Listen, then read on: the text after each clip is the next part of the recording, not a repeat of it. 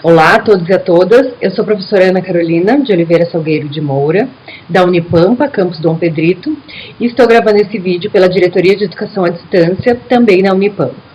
A proposição desse vídeo é a gente retomar algumas questões que foram dialogadas no vídeo anterior e aprofundar ou discorrer sobre as relações entre professor, tutor e os próprios estudantes.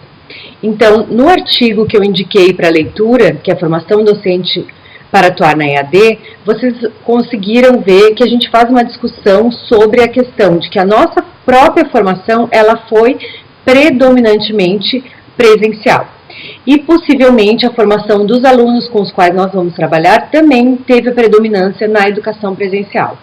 Ou o que isso quer dizer? Que a educação à distância é uma modalidade ainda recente, ainda desconhecida também para os nossos estudantes. Assim como para nós, professores, docentes, a cultura da EAD ainda está sendo construída para os estudantes também. Então é preciso que a gente tome alguns cuidados, né, e tenha algumas orientações para fazer essa mediação junto aos estudantes.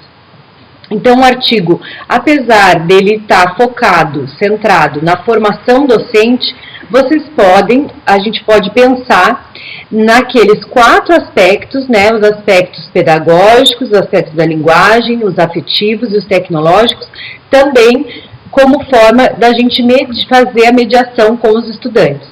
Então, como é que eu posso considerar esses 4 aspectos enquanto eu faço a mediação, enquanto eu desenvolvo o processo educativo junto aos estudantes? Então, isso é bastante importante para a gente pensar, porque a relação pedagógica, professor, tutor e o estudante, ela vai variar de acordo também com a proposta pedagógica de cada curso, né? E é importante que a gente tenha um planejamento de como vai acontecer essa mediação com os estudantes, justamente para que a gente consiga contemplar esses 4 aspectos, né? Que a gente não fique só focado no aspecto tecnológico, ou seja, ensinar a usar, a manusear a tecnologia, ou ensinar a criar a partir da tecnologia, mas que a gente também pense na questão da linguagem, como eu vou dialogar com esse estudante, né? Que linguagem pode facilitar esse processo de aproximação com o estudante? Que linguagem possibilita que se criem vínculos afetivos com o estudante, para que então esses 3 aspectos constituam a parte pedagógica realmente da relação pedagógica entre docentes e estudantes. Então, é bastante importante que a gente tenha em mente que, para o estudante, a modalidade à distância é também uma novidade. E que é fundamental que a gente tenha o que a gente chama de presença virtual. Ou seja, que nós, enquanto docentes, estejamos presentes virtualmente na plataforma Moodle para poder realizar essa mediação com o estudante. Porque muitas vezes o que acontece é que o estudante da EAD, ele se sente sozinho.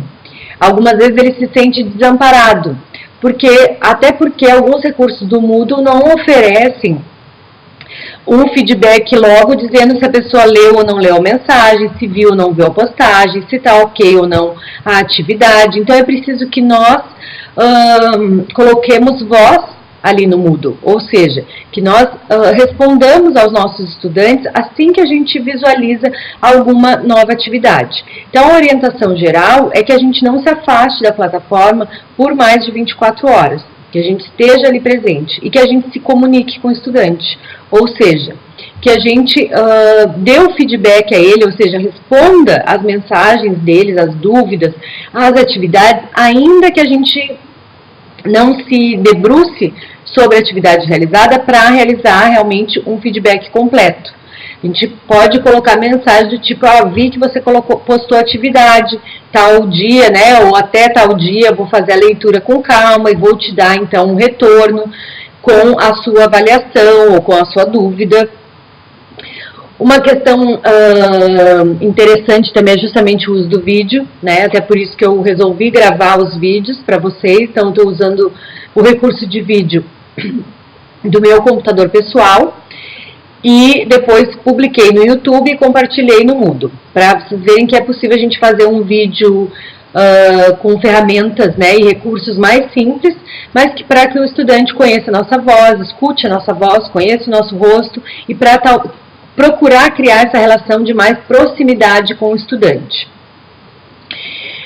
Outra questão importante é que é preciso a gente deixar claro para ele quais são os nossos critérios de avaliação, quais são os nossos objetivos na aprendizagem, quais são os períodos de realização das atividades, ou seja, que prazos eles têm para realizar cada atividade, quais são as datas de postagem, se há possibilidade de postagem com atraso e se tem alguma interferência na avaliação. É preciso também orientar o uso da ferramenta em si. Então, por exemplo, eu vou criar um fórum, ou eu vou criar uma tarefa, vou propor o desenvolvimento de uma wiki. Então, além de toda a orientação pedagógica do que deve ser feito, é preciso muitas vezes também dar orientação sobre o uso da própria ferramenta. Como que ele vai usar essa ferramenta? Para que ele, então, se sinta seguro. Porque como a gente está acostumado na relação presencial, às vezes tem coisas que a gente vai lembrando durante a aula para falar, ou o estudante nos encontra em diferentes espaços para além da sala de aula e nos pergunta. Então, quanto mais claro a gente deixar a descrição da atividade, mais fácil vai ser para o estudante saber exatamente o que ele tem que fazer.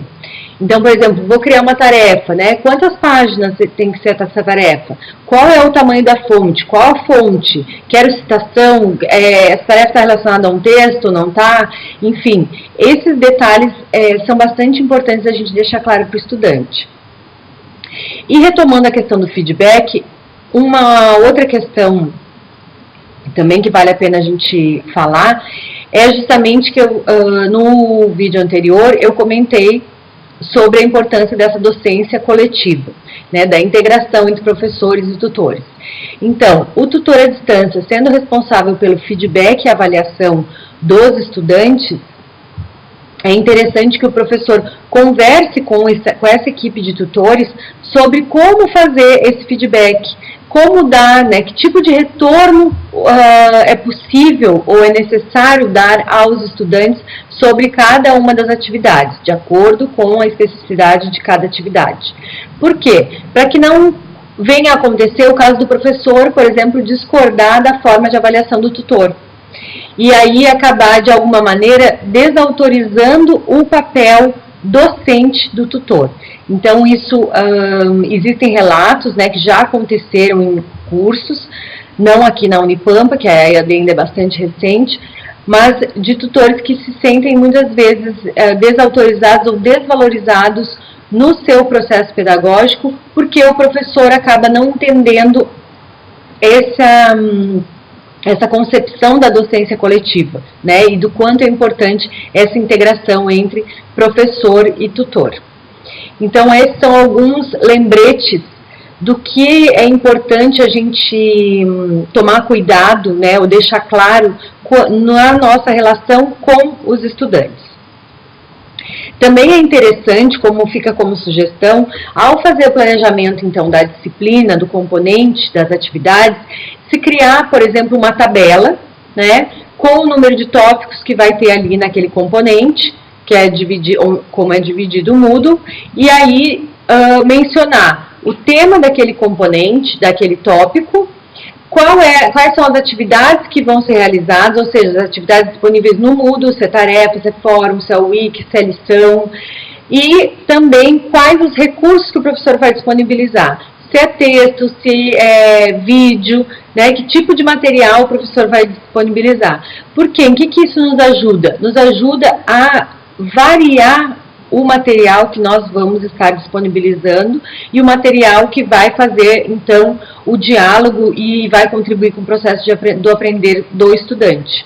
Porque muitas vezes, como a gente não está acostumado com a educação à distância, muitas vezes a gente acaba repetindo o tipo de material que a gente utiliza, né, o tipo de recurso tecnológico que a gente utiliza para parte do conteúdo que a gente quer trabalhar e também o tipo de atividade. Então, ao fazer essa tabela, a gente consegue ter uma visão mais ampla do componente e consegue, então, distribuir diferentes atividades, diferentes recursos para a orientação e para o aprender do estudante. Então, a gente vai voltar agora, depois desses 2 vídeos, das leituras que vocês fizeram, é hora da gente fazer a nossa conversa, então, no fórum, tá? Nos falamos no fórum, até breve.